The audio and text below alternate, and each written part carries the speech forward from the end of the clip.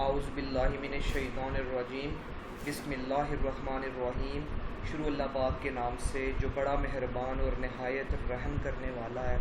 Students, principles of macro economics का हम लोग चैप्टर कर रहे थे 31, जिसमें हमने डिस्कस किया था प्रीवियस लेक्चर के अंदर influence of monetary policy on aggregate demand.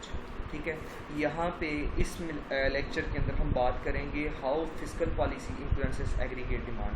हम सेकंड पोर्शन इसका डिस्कस कर रहे हैं कि किस तरह से फिस्कल पॉलिसी एग्रीगेट डिमांड के ऊपर असरअंदाज हो सकती है। ठीक है, तो सबसे पहले हम ये बात देखेंगे कि फिस्कल पॉलिसी होती क्या है। फिस्कल पॉलिसी हम कह सकते हैं कि गवर्नमेंट की तरफ से जो पॉलिसीज़ की गवर्नमेंट ने कितनी स्पेंडिंग करनी है, किस तरह से स्पेंडिंग करनी है और उनका टैक्सेस प्रोसीजर क्या होता है, किस तरह से होता है, उसे हम फिस्कल पॉलिसी का नाम देते हैं। ठीक है, कहते हैं fiscal policy refers to the government's choices regarding the overall level of government purchases और टैक्सेस। मतलब इसमें दो तरह से हम दो चीज़ों को डिस्कस करते हैं। ओवरऑल गवर्नमेंट परचेजेस मतलब ये आपका आ गया स्पेंडिंग में कि कितने अखराजात गवर्नमेंट कर रही होती है। ठीक है, और दूसरी तरफ टैक्सेस मतलब कि रेवेन्यू गवर्नमेंट ने किस तरह से जनरेट करना है, उसके रिलेटेड गवर्नमेंट की क्या पॉलिसीज़ होनी है, वो आपके सब मिला के फिस्कल पॉलिसी का हिस्सा बनते हैं। ठीक है, फिर इसके बाद बात की जाती है fiscal policy influences saving, investment and growth in long run. कि लॉन्ग रन की जब बात की जाती है तो फिस्कल पॉलिसी असरअंदाज हो रही होती है सेविंग के ऊपर, इन्वेस्टमेंट के ऊपर और ओवरऑल ग्रोथ के ऊपर। ठीक है, in the short run fiscal policy primarily affects the aggregate demand. और जब शॉर्ट टर्म की बात की जाती है तो वहाँ पे फिस्कल पॉलिसी क्या होती है, वो असरअंदाज हो रही होती है एग्रीगेट डिमांड के ऊपर। अब हम यहाँ पे इन दोनों चीज़ों के बारे में, लॉन्ग रन और शॉर्ट रन के बारे में डिटेल से बात करेंगे। ठीक है,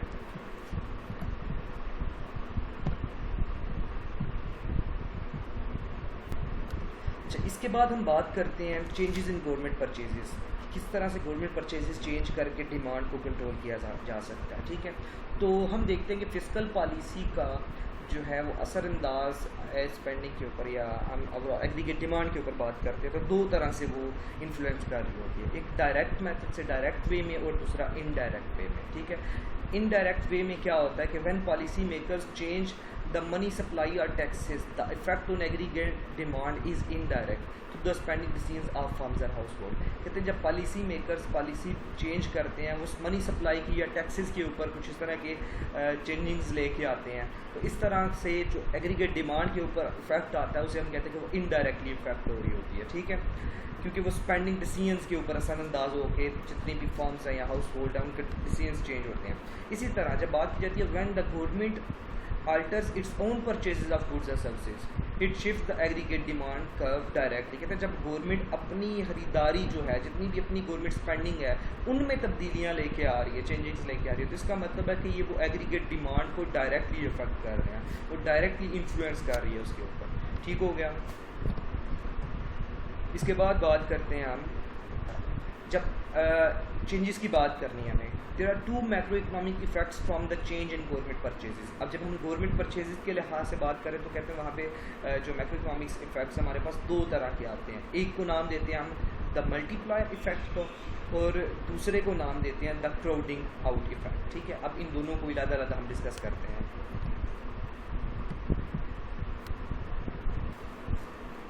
मल्टीप्लायर इफेक्ट क्या है? Government purchases are set to have a multiply effect on aggregate demand.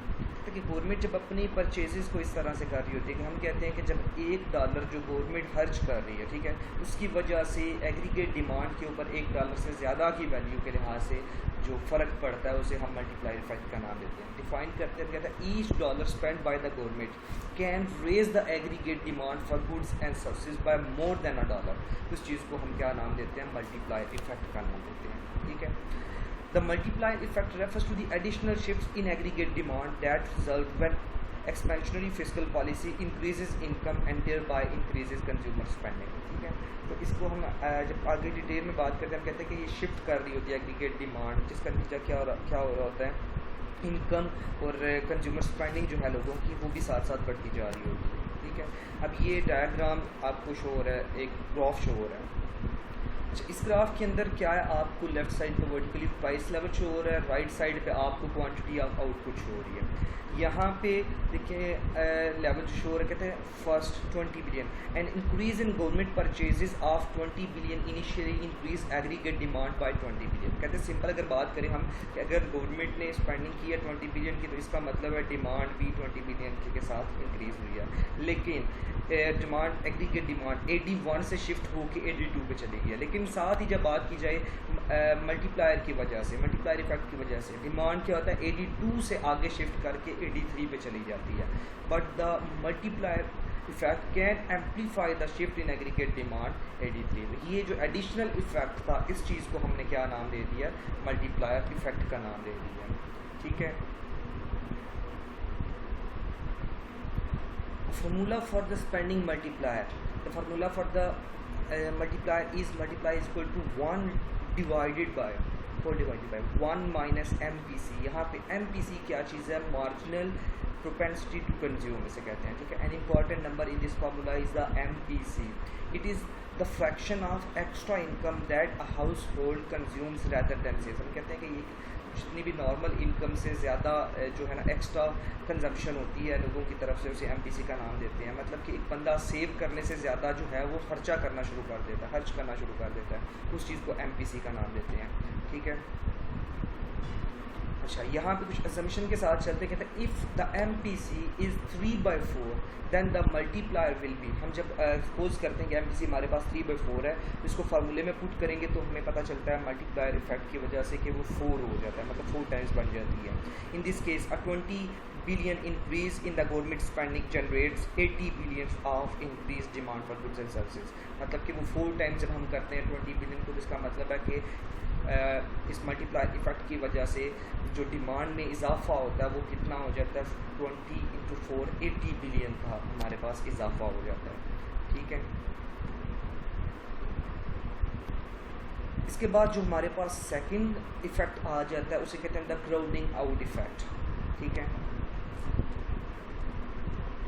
इसमें कहा जाता है कि जो है फिजिकल पॉलिसी में not effect the economy as strongly as predicted by the multiplier. कहते हैं कि जो मल्टीप्लायर इफेक्ट के लिहाज से हम कैलकुलेट करते हैं, तो फिजिकल पॉलिसी हो सकता है कि इतनी ज़्यादा इस अंदाज में जितनी हम कैलकुलेट करते हैं वो इकोनॉमी को अफेक्ट ना कर रही हो। ठीक है। An increase in government purchases causing the interest rate to rise. कहते हैं कि इसमें क्या होता है कि जब आप गवर्नमेंट परचेजेस इंक्रीज़ करते हो तो उसकी वजह से इंटरेस्ट रेट में भी इजाफा हो जाता है। ठीक है। और जब इंटरेस्ट रेट में इजाफा हो जाएगा तो आपकी जो इन्वेस्टमेंट है, स्पेंडिंग है, वो कम हो जाती है। ठीक है।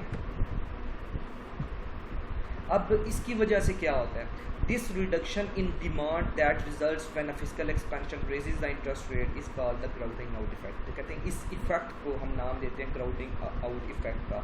क्या हुआ कि आपकी वो इंटरेस्ट रेट बढ़ गया, इन्वेस्टमेंट में कमी आ गई, इन्वेस्टमेंट में कमी आई, डिमांड में कमी आ गई, तो इस चीज़ को क्या कहते हैं, हम लोग नाम दे देते हैं कि ये हमारा कौन सा कंसेप्ट है, इफेक्ट है crowding out effect. The crowding out effect stands to dampen the effect of physical policy on aggregate demand. तो ये असरअंदाज होता है आपकी एग्रीगेट डिमांड के ऊपर। ठीक है।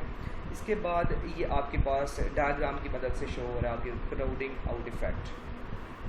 अच्छा, इसमें जो क्राउडिंग इफेक्ट शो हो रहा है यहाँ पे पार्ट 1 में द मनी मार्केट, उसके लिहाज से एक तरफ इंटरेस्ट रेट शो हो रहा है, दूसरी तरफ क्वांटिटी ऑफ मनी शो हो रही है। अगर आपके पास इंटरेस्ट रेट I1 था या R1 था, ठीक है, तब हमारे पास क्या इफेक्ट है, मनी सप्लाई जो है quantity fixed by the federal government fixed है, तो आपके पास मनी डिमांड की ये वाला जो है ग्राफ, ये वाला कर्व शो हो रही है। ठीक है।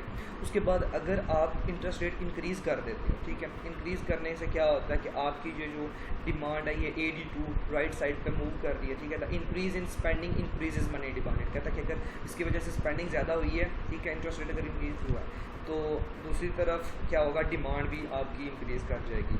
दूसरी तरफ the shift in aggregate demand, फिर क्या, अगर हम कहते हैं प्राइस लेवल एक तरफ शो कर रहे हैं, दूसरी तरफ क्वांटिटी ऑफ आउटपुट शो कर रहे हैं। When increase in government purchases increase aggregate demand, हम कहते हैं कि गवर्नमेंट की जो स्पेंडिंग है वो ज़्यादा होती है, तो उसकी वजह से डिमांड भी ज़्यादा हो रही है। जैसे कि हमने 20 बिलियन वाला कंसेप्ट अभी प्रीवियस में किया था, प्रीवियस ग्राफ में 81 से 82 पे गया और 81 से 82 पे गया था, 82 से 83 पे गया था। अगर उसको शिफ्ट किया जाए, ठीक है, हम कहते हैं 81 दरमियान में 83 और लास्ट पे 82 आया। Which in turn partly offset the initial increase in aggregate demand. कहते हैं इसकी वजह से क्या हुआ, हो सकता है कि आपके जो जितना भी एक्सपेक्टेड था मल्टीप्लायर इफेक्ट में कि आपका 81 से 82 और 82 से 83 पे शिफ्ट करेगा, लेकिन कहता है यहाँ पे ऑपोजिट भी हो सकता है। किस वजह से कि आपके क्राउडिंग इफेक्ट की वजह से आप 81 से 82 पे जाते हो, तो हो सकता है 82 से वापस आप एक लेवल पे आ जाओ, जैसे यहाँ पे आया हमारा 83 आ गया। ठीक है, तो इस चीज़ को क्या नाम दिया हमने, क्राउडिंग आउट इफेक्ट का नाम दिया था। ठीक है, अच्छा इसके बाद हम बात करते हैं कि अगर गवर्नमेंट अपनी स्पेंडिंग इंक्रीज़ करती है, ठीक है, तो जितनी स्पेंडिंग इंक्रीज़ करती है, सपोज ये किया जाता है कि अगर तो मल्टीप्लायर इफेक्ट है, तो इसका मतलब है एग्रीगेट डिमांड उस स्पेंडिंग से भी ज़्यादा जो है वो इंक्रीज़ कर जाएगी। ठीक है, वो किस कंसेप्ट के लिहाज से हम कहते हैं जी हमारा मल्टीप्लायर इफेक्ट में ये बताता है कि गवर्नमेंट ने स्पेंडिंग की है तो स्पेंडिंग से भी ज़्यादा, ठीक है, एक्स्ट्रा डॉलर्स कुछ जो है वो आपकी डिमांड इंक्रीज़ कर जाती है। वो हमारा था मल्टीप्लायर इफेक्ट। लेकिन दूसरी तरफ ये भी ऑप्शन होती है कि आपकी हो सकता है स्पेंडिंग से ज़्यादा ना हो, बल्कि उससे कम जो है आपकी डिमांड आ जाए। ठीक है, उसको हम क्या नाम दिया था हमने, क्राउडिंग आउट इफेक्ट का नाम दिया था। कहता है when the government increases its purchases by 20 billion the aggregate demand for goods and services could rise by more और less than 20 billion depending on whether the multiplier effect और the crowding out effect is larger. ठीक है, इनमें कहता है कि दोनों में से कौन सा इफेक्ट बड़ा है, उसकी ज़्यादा है, उसकी वजह से ये हमें पता चलता है कि आपकी जो स्पेंडिंग है, गवर्नमेंट की स्पेंडिंग उससे ज़्यादा हो रही है डिमांड या कम हो रही है। ठीक है, इसके बाद हम बात करते हैं चेंजेस इन टैक्सेस की, क्योंकि हमने बात की थी फिस्कल पॉलिसी के अंदर दो चीज़ें आनी थी, गवर्नमेंट की स्पेंडिंग और दूसरा टैक्सेस वगैरह। ठीक है, तो अब टैक्सेस को जब चेंज किया जा सकता है तो क्या पॉसिबिलिटीज़ बनती हैं। कहते हैं when the government cuts personal income taxes it increases household take home pay. कहते हैं गवर्नमेंट ने अगर टैक्सेस जो हैं लगाए हुए हैं वो कम कर देते हैं, तो इसका मतलब है लोगों के पास जो है टेक होम पे वो ज़्यादा हो जाती है। ठीक है, वो बढ़ जाती है। Household save some of this additional income. हम कहते हैं कि जब लोगों की इनकम ज़्यादा है तो उसमें से वो कुछ ज़्यादा सेव करना शुरू कर देते हैं। ठीक है, जब सेव करना शुरू करेंगे वो ज़्यादा, फिर वो उनके पास इनकम ज़्यादा है, वो स्पेंडिंग भी ज़्यादा कर देंगे। ठीक है, increase household spending shift the aggregate demand curve to the right. तो कहते हैं इसकी वजह से क्या होगा कि आपकी जो एग्रीगेट डिमांड कर्व है वो राइट साइड पे शिफ्ट कर जाएगी। ठीक है, ये कौन सा इफेक्ट आया, टैक्सेस की वजह से आया। The size of the shift in aggregate demand resulting from a tax change is affected by the multiply and crowding out effects. कहते हैं ये जो शिफ्ट है ये भी प्रीवियस जो दो कंसेप्ट हम कर चुके हैं, मल्टीप्लायर और क्राउडिंग आउट इफेक्ट, उनकी वजह से इसके ऊपर भी असर पड़ता है। It is also determined by the house holds perceptions about the permanency of the tax change. कहते हैं ये उसके ऊपर भी लोगों की जो एक सोच होती है कि टैक्स चेंज कंटिन्यूसली होना रहना या कितने अरसे के लिए होना है, टैक्स चेंज होना है, उसके ऊपर भी ये चीज़ असरअंदाज हो रही होती है। ठीक है, using policy to stabilize the economy. Economic stabilization has been an explicit goal of US policy since the Employment Act 1946. कहते हैं 1946 के बाद से US ने एक ख़ास इंपॉर्टेंस दी है कि हमने इकॉनमी को स्टेबलाइज करना है। ठीक है, the case for active stabilisation policy, उनके लिहाज से केस यहाँ पे शो हो रहा है। The employment act has two implications. The government should avoid being the cause of economic fluctuation. The government एहतियात करेगी कि इकनॉमिक फ्लक्चुएशंस ना हो। दूसरे नंबर पे the government should respond to changes in the private economy in order to stabilise aggregate demand. और कहते हैं गवर्नमेंट जो है एग्रीगेट डिमांड को स्टेबल करने के लिए भी कोशिश करेगी, जितनी भी प्राइवेट इकॉनमी के अंदर चेंजेस हैं उनको उनके ऊपर असरअंदाज होने की कोशिश करेगी। ठीक है, उसके बाद some economist argue that monetary and fiscal policy destabilize the economy. कहते हैं कुछ लोग मानते हैं, इकोनॉमिस्ट जितने भी हैं वो कहते हैं जी ये जो मॉनिटरी और फिस्कल पॉलिसी है ये इकॉनमी को डिस्टेबलाइज कर देती है।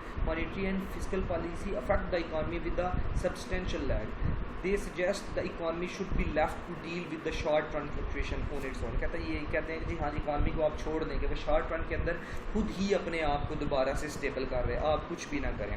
ऑटोमेटिक स्टेबलाइजर्स, कहते हैं ऑटोमेटिक स्टेबलाइजर्स क्या हैं, automatic stabilisers are changes in fiscal policy that stimulate aggregate demand when the economy goes into a recession without policy makers having to take any deliberate action. कहते हैं जब खुद से ही economy अपने आप को ठीक कर रही होती है, स्टेबलाइज कर रही होती है, उसे ऑटोमेटिक स्टेबलाइजर्स कहते हैं। Automatic stabilisers include the tax system and some forms of government spending. कहते हैं कि ये क्या चीज़ होती है, ये गवर्नमेंट के कुछ टैक्सेस होते हैं और इनमें गवर्नमेंट के स्पेंडिंग प्रोसीजर्स या पॉलिसीज़ आ जाती हैं। ठीक है, अब आगे जो है ये हमारे पास पूरे चैप्टर की दोबारा ओवरऑल समरी है, ठीक है। ये आपको शो हो रही है स्क्रीन के ऊपर, ये आपको MCQs के लिए हेल्प आउट करेंगे। उम्मीद करता हूँ कि आप लोगों को यहाँ तक सारी चीज़ें समझ आ गई हैं, ठीक है। ये चीज़ें भी आप समरी भी आप इसको अच्छी तरह से पढ़ लेंगे तो इंशाल्लाह आप लोगों को समझ आ जाएगी। अगर कोई मसला हो तो आप रब्ता कर सकते हैं। अपना ख्याल रखिएगा। अल्लाह हाफिज़।